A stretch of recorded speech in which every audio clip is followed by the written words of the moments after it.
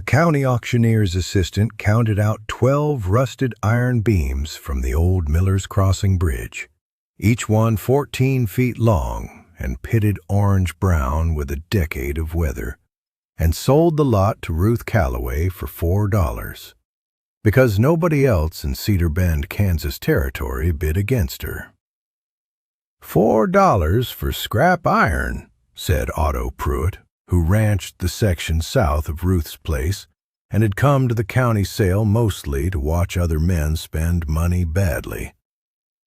County couldn't even get a junk dealer out of Wichita to haul it off for free.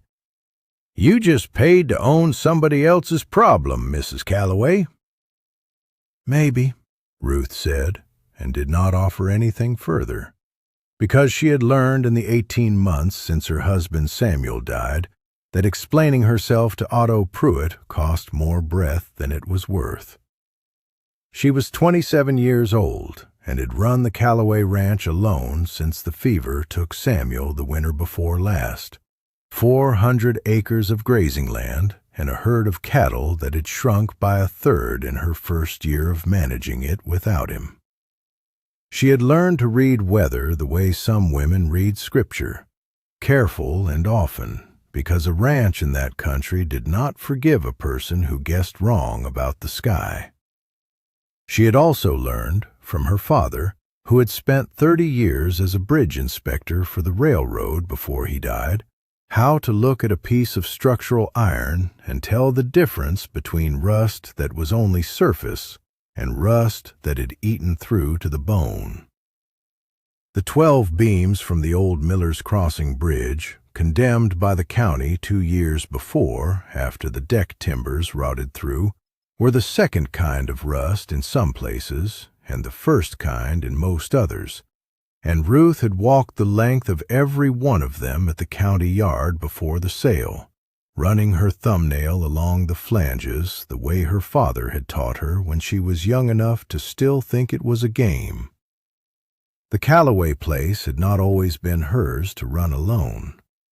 Samuel had bought the land 8 years before their marriage, 400 acres of good grazing along a bend of the creek, and together they had built the herd up from 20 head to nearly 200 before the fever took him in the space of 11 days the winter Ruth turned 25.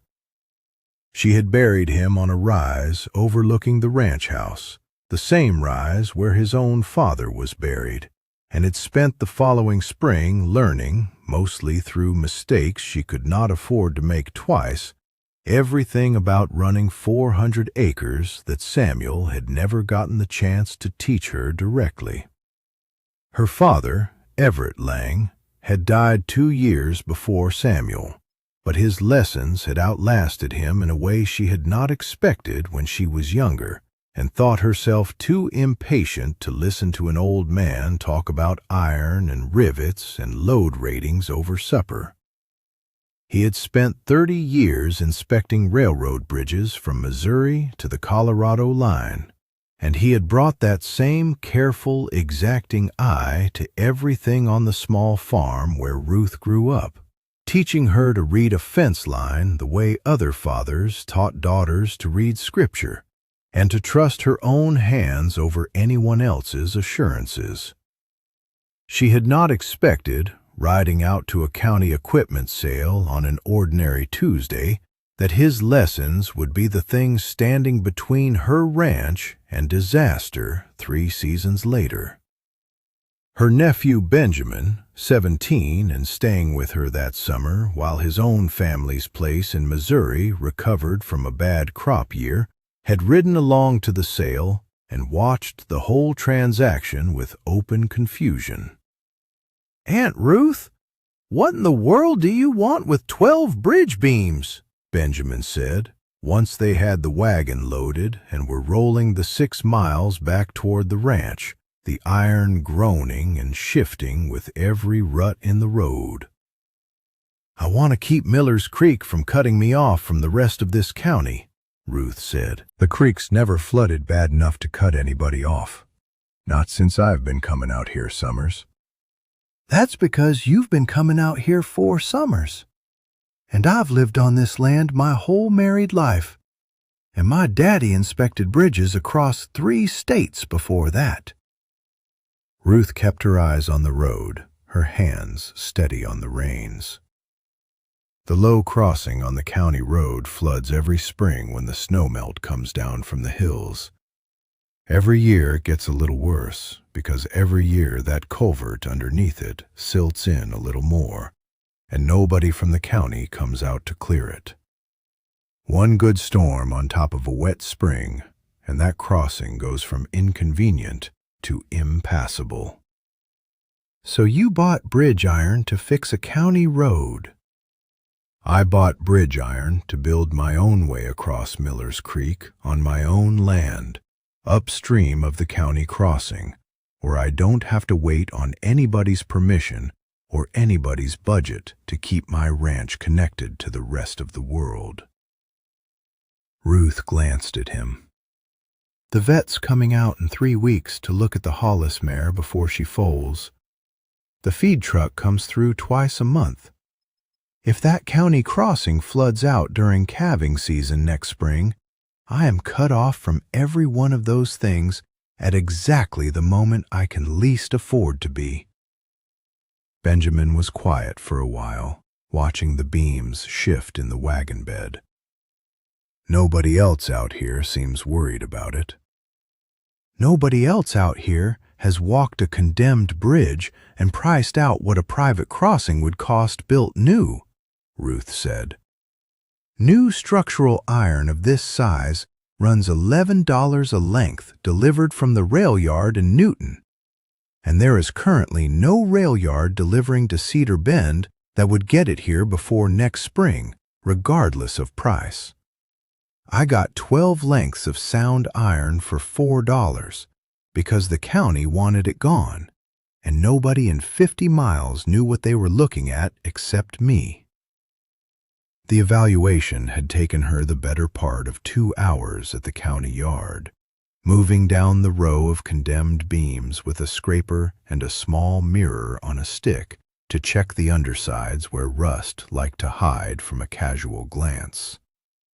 6 of the 12 beams she had rejected outright, the corrosion gone soft and flaking under her thumbnail in a way that meant the iron beneath had lost real strength. The 12 she bought had shown the same rough orange surface as the rejects, but underneath, where it counted, the metal rang solid when she rapped it with the scraper handle.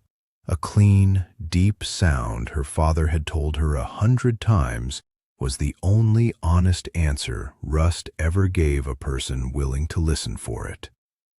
She had also measured each beam's flange thickness with a set of calipers her father left her, comparing the numbers against the figures written in the small leather notebook he had kept for 30 years of bridge inspections, a habit she had continued in her own hand since his death, without ever quite deciding to make it a formal practice.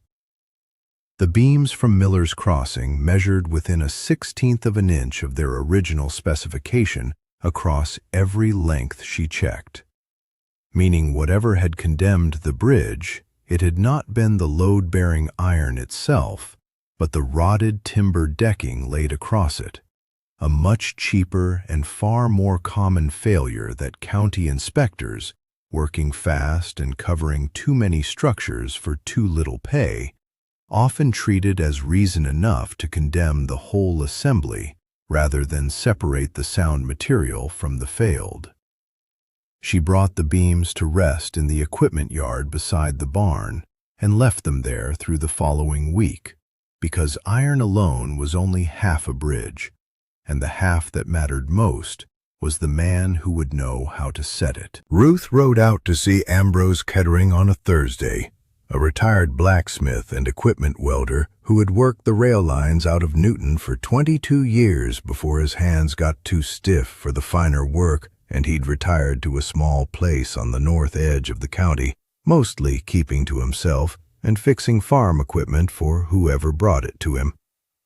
He had known her father, though only in passing, and he received her in his yard with the wary courtesy of a man who did not get many unannounced visits from anyone, let alone a widow with a wagon-load of salvaged bridge iron. 12 beams, Ambrose said, walking the length of the wagon slow, running his own hand along the flange of the nearest one, testing it the same careful way Ruth had at the county yard. Miller's crossing iron. County condemned this bridge 2 summers back on account of the deck, not the iron underneath it. That's my read, too.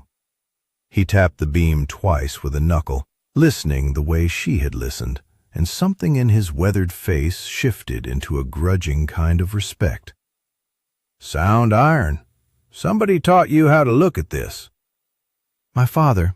He inspected railroad bridges for 30 years before he died. Then your father taught you right. Ambrose straightened, wiping rust dust from his hands onto his trousers. What do you want built? A private crossing over Miller's Creek, upstream of the county road, on my own land. Something that'll hold a loaded wagon and a spooked horse both, and hold through a flood that'd take the county crossing out entirely. Ambrose was quiet a moment, doing the kind of calculation in his head that came from 22 years of knowing exactly what iron could and could not be asked to do. Creek's what, 30 feet across at your place this time of year? 32. Measured it myself. Banks run about 6 feet above summer water level. You'll want the beams set high then. Floodwater doesn't care what season it is when it decides to come up fast. He looked at her, and something like genuine curiosity crossed his face for the first time. Most folks out here wait for the county to fix a problem like this. You didn't wait. The county's been promising to clear that culvert for 2 years, Ruth said. I stopped waiting on other people's timelines when Samuel died, and this ranch became mine to keep standing on my own. Ambrose Kettering agreed to the job for $6 and his meals while he worked, and told her plainly it would take the better part of 2 weeks to do it right, because rushed ironwork on a load-bearing structure was the kind of mistake that only announced itself once, usually with somebody underneath it. They began the work in earnest the following Monday, and it was slower and more deliberate than Benjamin, watching from the fence line most afternoons, had expected any construction project to be. Ambrose insisted on sinking the footing posts a full 4 feet into the creek bank on both sides, well below the frost line and deep enough that no ordinary current could work them loose. And he checked the level of every post with a hand level 3 separate times before he was satisfied enough to let the concrete Ruth had mixed from lime and river gravel set around them. Why so particular about 4 feet? Benjamin asked one afternoon, sitting on the top rail of the fence while Ambrose worked. Because 3 feet looks the same as 4 feet right up until the flood that tests the difference, Ambrose said, without looking up from his level. Man builds a bridge to hold through the one storm that matters, not the 10 easy ones that don't. Anybody can build something that holds up fine on a dry day. The beams themselves went up over the second week, hauled into place with a block and tackle Ambrose rigged between 2 cottonwood trees, 6 beams laid parallel across the footings on each side of a center support post sunk into the creek bed itself, and then cross-braced with iron strapping Ambrose forged fresh at Ruth's own forge, heating and hammering each strap by hand until it fit the joint exactly rather than approximately.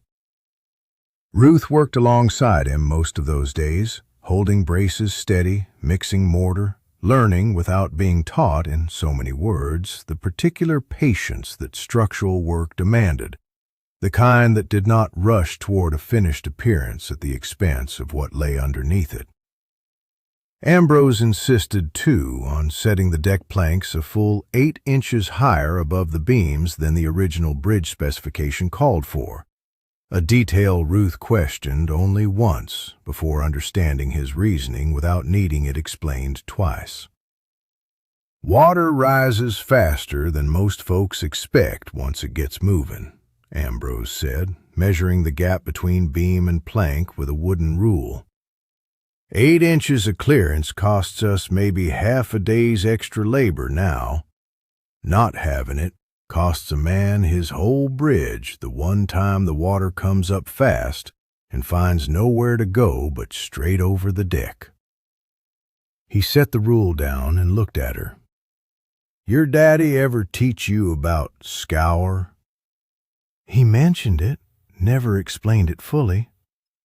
"Scour's what happens when fast water finds a narrow gap and starts eating the ground out from under a footing, inch by inch, until one day the whole structure just goes."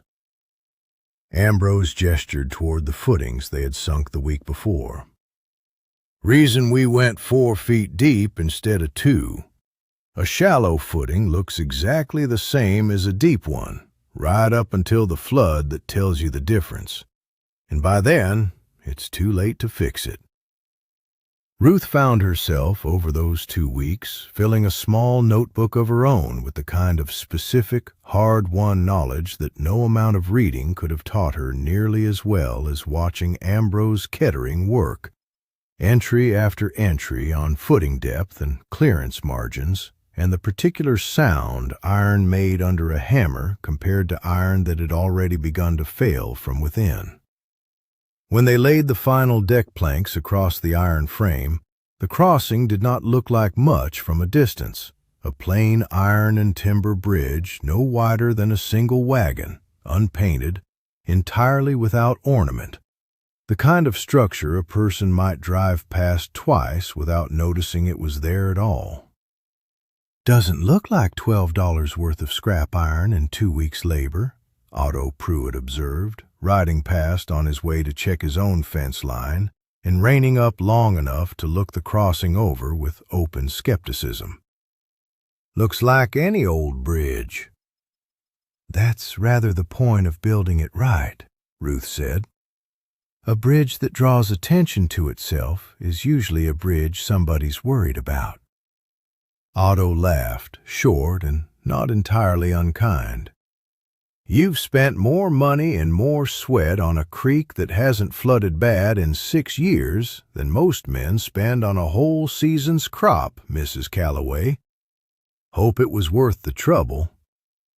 "We'll see," Ruth said, and let it go at that, because she had learned there was no version of an argument with Otto Pruitt that ended with him agreeing before the facts made him. The dry spell that followed lasted most of the rest of the summer, long enough that Benjamin, packing to return to Missouri in early autumn, asked her once more, gently, whether the whole bridge project had been worth the effort it took. "You'll know by spring," Ruth told him. "The snowpack in the hills this year is heavier than it's been in 3 seasons. My father used to say a heavy snowpack and a wet spring is the only combination that ever mattered for flooding in this kind of country, and everything else was just weather talk." He left in September, unconvinced but no longer arguing, and Ruth spent the rest of that autumn doing the quiet, unglamorous work of a ranch, preparing for a hard winter, stocking extra feed in the loft, riding out twice a week to check on the Hollis mare who was carrying heavy and due to foal sometime after the thaw, and sending word to the county veterinarian, a careful older man named Dr. Osgood, asking him to plan his spring rounds with her ranch early on his circuit, before any bad weather had the chance to complicate the roads. Winter came hard that year, and left harder. The snowpack in the hills building through January and February into drifts the oldest ranchers in the county said they had not seen the like of in a decade. March brought 3 straight weeks of rain on top of that snowpack, warm rain that ate through the drifts faster than the ground could absorb the runoff.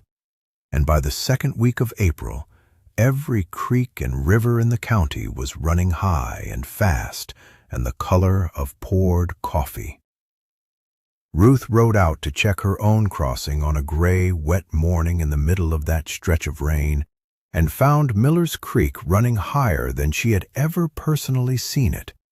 Brown water surging past just beneath the iron beams Ambrose had set 2 feet above the creek's highest known flood mark. The bridge held steady under her weight as she walked its length, not so much as a shudder in the iron. The footings Ambrose had sunk 4 feet into solid bank, standing as firm against the current as they had the day the concrete cured around them. She rode on from her own crossing to check the county road, where the low water crossing that had worried her the summer before had already gone under 2 feet of fast brown water. The culvert beneath it silted so thick with 2 years of neglect that the flood had nowhere to go but straight over the top. A county road crew foreman named Walter Grange stood on the near bank with 2 of his men, staring at the flooded crossing with the particular helpless expression of a man whose entire budget for the year could not manufacture an extra week of dry weather. "Been like this since Tuesday," Grange told her when she reined up beside him. "County can't get equipment out here to clear that culvert until the water drops enough to work in it. Might be 2 weeks. Might be longer if this rain keeps up." 2 weeks, Ruth repeated. "Best estimate I've got, Mrs. Calloway. County's stretched thin this spring. We've got 4 other crossings in worse shape than this one, and 1 bridge over on the Hutchins Road that's in danger of washing out entirely." Grange shook his head. "I know it's poor comfort, but you're not the only one cut off." Ruth was not, in fact, cut off at all, and she rode home that afternoon along her own land rather than the county road, crossing Miller's Creek on the iron bridge Ambrose Kettering had built through 2 careful weeks the previous summer, and felt for the first time the particular satisfaction of watching a private judgment made months earlier against considerable local doubt prove itself exactly correct. The flood held the county crossing underwater for 11 days. In that stretch, Ruth watched from her own ranch the parallel unraveling of a community that had trusted the county's roads to hold and found too late that the county's budget had never matched its promises. The Pruitt Ranch, cut off from the feed supplier in town, ran short of grain for their hogs by the 6th day and lost 2 animals to it before Otto found a longer route around by way of the Hutchins Road, adding 4 hours each direction to a trip that used to take 40 minutes. The Delacroix family, 2 sections over, could not get their sick milk cow to the veterinarian at all. The animal finally recovering on its own after a difficult week nobody wanted to repeat. Dr. Osgood, making his spring rounds, found half his usual route simply impassable, and spent 3 days working out alternate paths on horseback that cost him appointments he had promised weeks in advance. Word traveled slowly along the flooded roads that spring, carried mostly by riders willing to take the long way around. And what word did travel painted a picture of a county caught entirely flat by weather that had been building for months in plain sight. The general store in Cedar Bend ran short of flour and coal oil by the 2nd week, its usual supply wagon from Newton unable to cross 3 separate flooded points along the main route. A wedding planned for the 2nd Saturday of the flood had to be postponed when half the invited guests found themselves unable to reach the church at all. An elderly rancher named Corliss, living alone on a section northeast of town, went 4 days without visitors before a neighbor finally found a way around the water to check on him. And though the man was found well enough, the scare of it spread through the county faster than the flood itself had. Walter Grange and his road crew worked through those 11 days with the particular exhausted determination of men trying to bail out a boat with more holes in it than hands to plug them, moving from the worst crossing to the next worst crossing in a rotation that never seemed to catch up with the water. Grange himself, Ruth heard later, had not slept more than 4 hours a night through the worst of it, driving his crew from one washed-out culvert to another, while the county commissioners in Wichita debated emergency funding that would not arrive until well after the water had already receded on its own. Ruth's own ranch continued through those 11 days in something close to ordinary rhythm.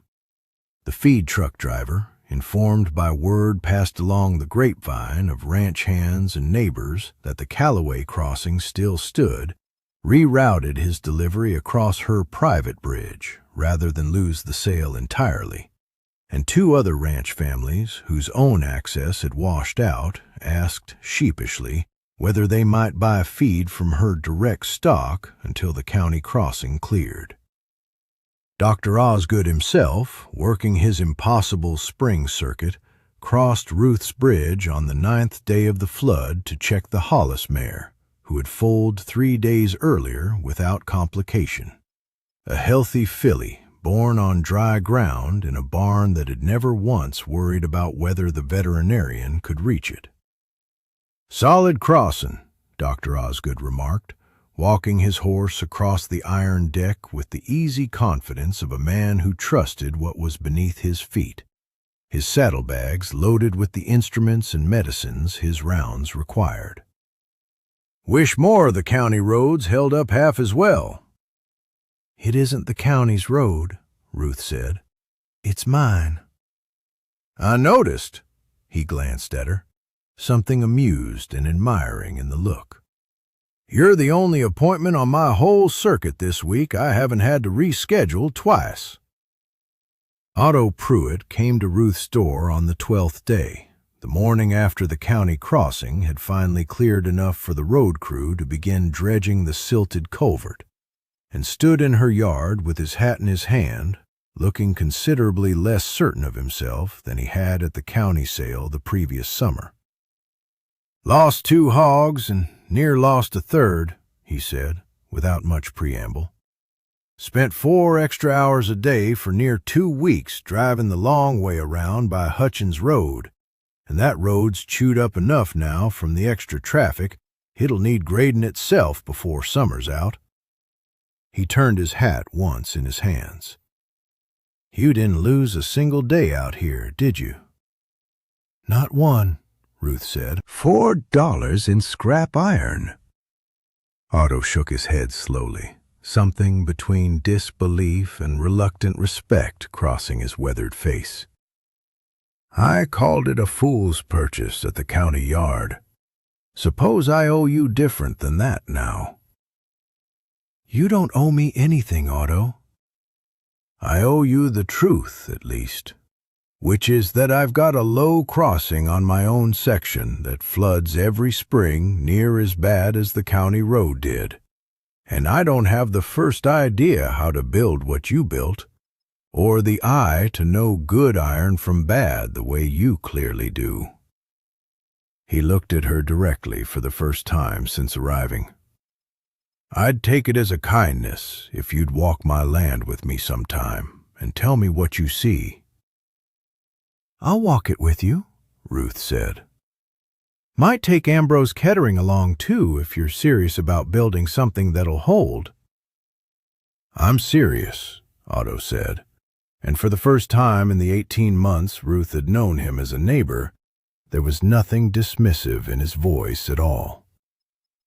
She walked Otto's land with him the following week, and again with Ambrose Kettering the week after that, spending the better part of a Saturday afternoon tracing the low crossing on his section that flooded nearly every spring the same way the county road had, examining a stand of iron salvage he had heard about from a scrapped mill frame near Newton.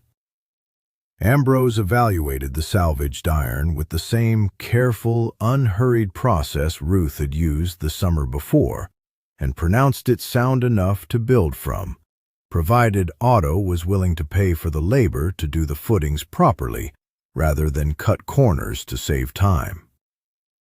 4 feet deep, Otto said, repeating the figure back like a man committing scripture to memory.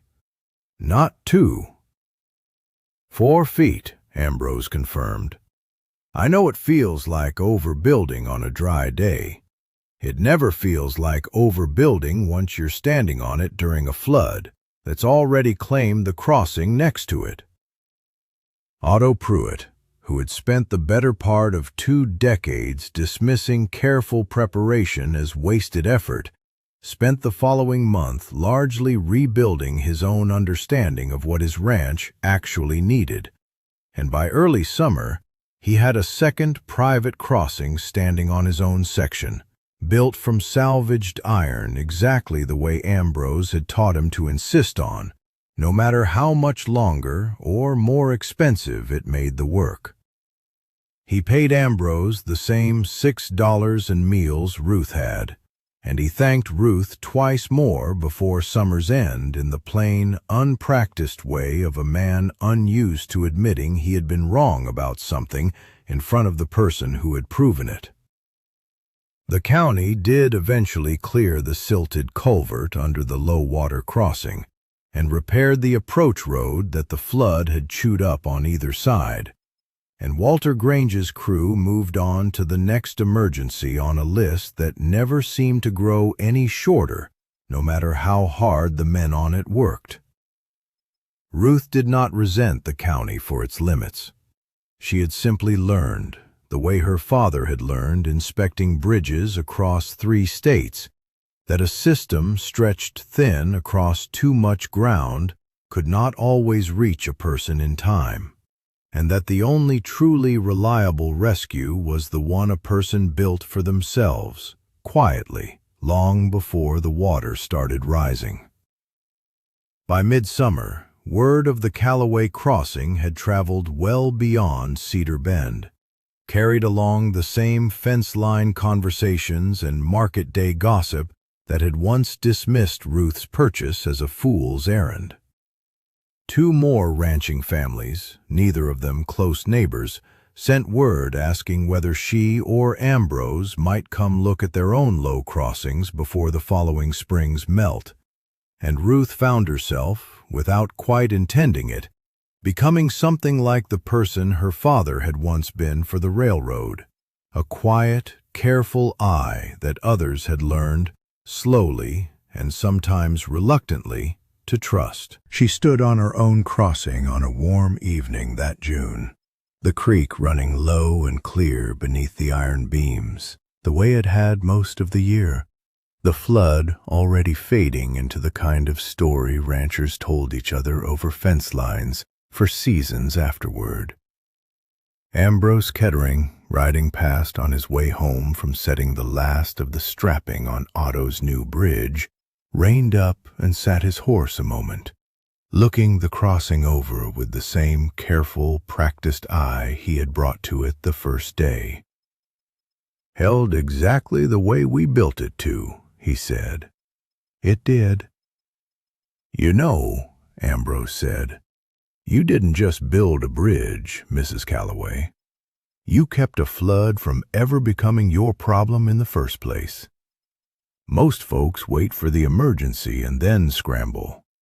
You looked at 12 pieces of rusted iron nobody else wanted and saw the emergency before it ever had the chance to arrive." Ruth considered that a moment, watching the water move steady and unremarkable beneath the beams.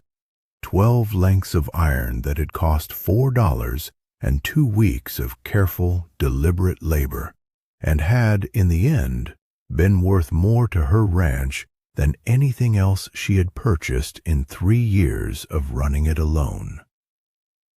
"My father used to say the same thing about bridges generally," she said, "that the ones worth building are never the ones anybody notices. They're just the ones that are still standing when everything around them isn't." Ambrose nodded slowly, touched the brim of his hat, and rode on toward home. And Ruth stayed a while longer on the crossing, listening to the creek run low and steady beneath 12 rusted beams that had turned out, in the end, to be worth every doubtful look they had ever earned her at the county sale. She thought, standing there in the fading evening light, of her father's careful notebooks, of Samuel's grave on the rise above the ranch house, of 18 months spent learning to run 400 acres on instinct and inherited knowledge, and a stubbornness she had not fully known she possessed until it was tested. She thought, too, of Otto Pruitt's hat turning slowly in his hands the morning he had finally admitted he had been wrong, and of Dr. Osgood crossing her bridge on the 9th day of the flood without a moment's hesitation, trusting iron he had never seen before simply because it looked, to a careful eye, exactly like what it was meant to be. There would be other floods in other years, other storms building slowly in the hills long before anyone in Cedar Bend thought to worry about them, and Ruth understood now, in a way she had only suspected the summer before, that the difference between disaster and inconvenience rarely came down to luck. It came down to the quiet work done months ahead of the water rising, the careful eye that looked at something everyone else had already discarded and saw, underneath the rust, exactly what it was still capable of holding. The evening settled cool and clear over the ranch, the kind of ordinary spring evening that no longer felt ordinary to her at all, and Ruth walked her horse back across the crossing toward home, the iron steady and silent beneath its hooves, exactly as it had been built to be. If you enjoyed watching Ruth Calloway turn 12 pieces of rusted scrap into the one crossing that held when everything else in the county washed out, go ahead and hit that subscribe button so you don't miss the next story like this one. Stories like hers are a reminder that the quietest kind of preparation is often the kind that matters most when the water finally rises.